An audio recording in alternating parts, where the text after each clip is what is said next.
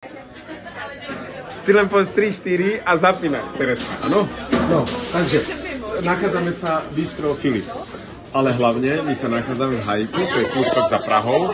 Máme tu Gifru, máme tu v podstate dní Československého priateľstva. Teraz ideme jesť, máme rád na jedlo, ale to je inak český Filip. Ale hlavne ide nám o to, že my sme krátko po svätej omši. A zajtra je predvečer veľkej slávnosti. A o tom vám chceme niečo povedať. Tak poďte, lebo to je dôležité vidieť tam na tvare miesta. Dobre? Poďte. A teraz vypnú, lebo nemáme toľko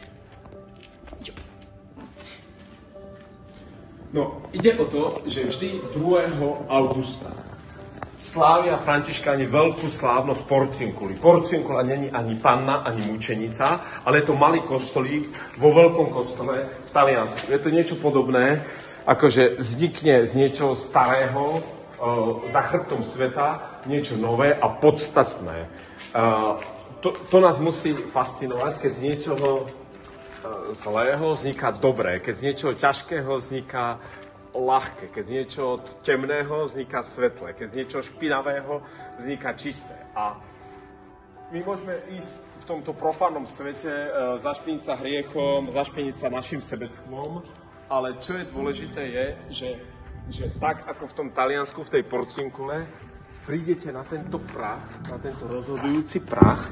A tu už viete, že pozor, tu si musíš vyzúť topánky, pretože toto je zem sveta.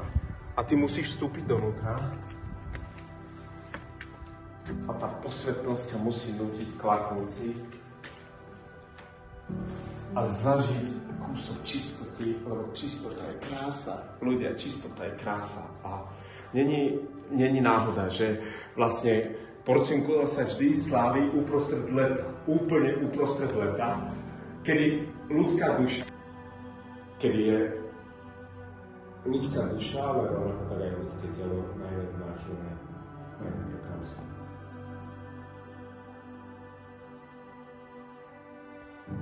Ale potom to postriadne.